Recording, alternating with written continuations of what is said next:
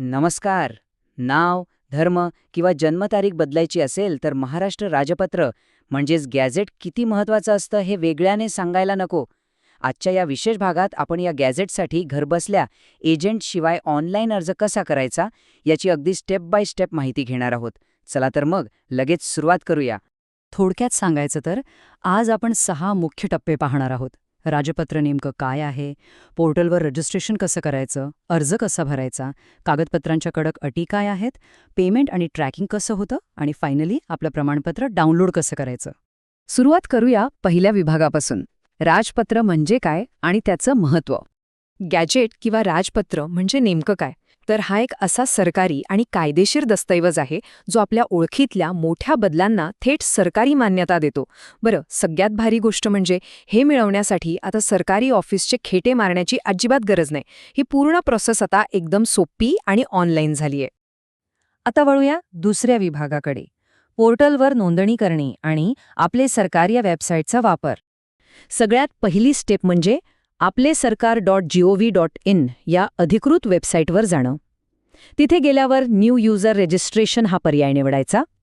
त्यानंतर एक साधा OTP टाकून मोबाईल नंबर व्हेरीफाय करायचा आणि स्वतःचा युजर ID आणि पासवर्ड तयार करून घ्यायचा. इथे एक छोटी पण खूप महत्त्वाची गोष्ट लक्षात ठेवायची आहे, ती म्हणजे आधार कार्डवर जसं पूर्ण नाव आहे अगदी तसंच अचूक स्पेलिंग इथे टाकायचं आहे. त्यात कोणतीही चूक चालणार नाही. एकदा यशस्वीरित्या लॉग इन झालं की पुढचा रस्ता एकदम क्लिअर आहे. मेनूमध्ये उद्योग, ऊर्जा व कामगार विभाग शोधायचा. तिथे क्लिक केलं की शासन मुद्रण व लेखन सामग्री हा उपविभाग दिसेल.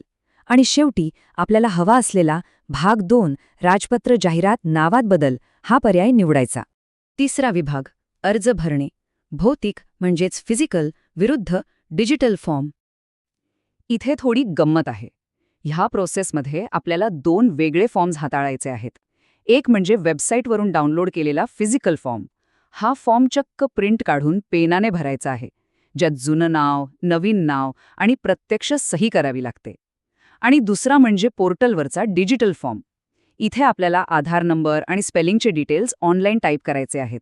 सोप्या भाषेत सांगायचं तर कागदी आणि डिजिटल अशा दोन्ही आघाड्यांवर समांतरपणे काम करायचं आहे. पुढे जाऊया चौथ्या विभागाकडे. कागदपत्रे अपलोड करणे आणि त्यासाठी असलेल्या कडक नियमांचे पालन करणे. हा टप्पा थोडा डोकेदुखीचा ठरू शकतो बरं का, कारण इथे फोटो अपलोड करण्याचे नियम भयंकर कडक आहेत. फोटो हा अगदी अचूकपणे 160 बाय 200 पिक्सेलचाच असायला हवा आणि त्याची साईज फक्त 20 KB आत असली पाहिजे. हे करण्यासाठी शक्यतो ऑनलाईन इमेज कंप्रेसरचा वापर करावाच लागतो. जर हा नियम पाळला नाही तर सिस्टीम फोटो अजिबात एक्सेप्ट करत नाही. आणि फक्त फोटोच नाही तर इतर JPG डॉक्युमेंटसाठी सुद्धा सिस्टीमची मर्यादा 100 KB इतकीच आहे. पण घाबरू नका, इथे एक मस्त प्रोटिप आहे.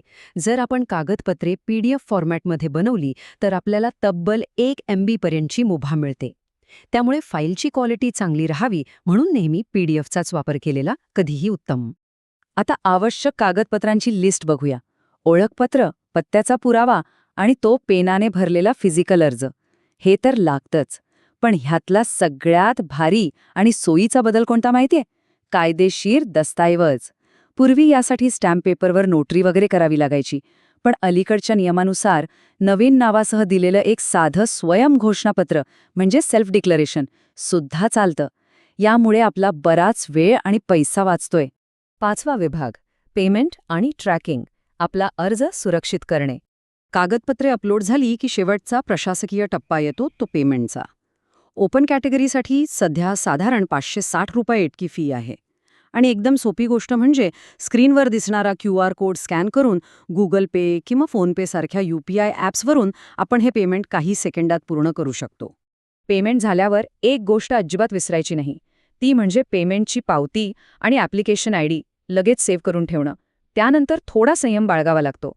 साधारण 1-2 दिवसात अर्जाचं स्टेटस इन प्रोसेस असं अपडेट होतं आणि फायनल अप्रूव्हल मिळायला जवळपास 10 ते 15 दिवस आरामात लागतात.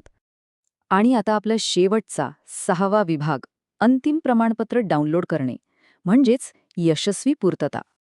स्टेटस अप्रूव्ह झालं की समजून जायचं आपलं काम फत्ते झालं. पण इथे एक छोटी ट्रिक आहे. आपण जी PDF डाउनलोड करू ती हजारो पानांची असू शकते. आपल्याला ती सगळी प्रिंट करत बसायची नाहीये. आपल्याला फक्त 2च पानांची गरज असते. पहिलं म्हणजे बारकोड असलेलं मेन कव्हर पेज आणि दुसरं म्हणजे असं पान ज्यावर नेमकं नवीन नाव छापलेलं आहे. कीबोर्डवर Ctrl+F दाबून आपलं नाव सर्च केलं की हे पान एका सेकंदात सापडतं. तर अशी ही संपूर्ण प्रोसेस आहे. जर आपण नियम आणि फाईल साईजच्या अटीज अचूक पाळल्या तर ही सिस्टम अगदी सोपी आणि पारदर्शक वाटते. डिजिटल प्रशासनामुळे अशा महत्त्वाच्या अधिकृत प्रक्रियांसाठी आता कोणा एजंटची गरज उरलेली नाहीये.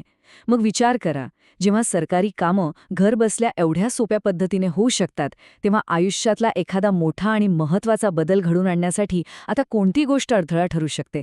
नक्कीच कोणतीही नाही.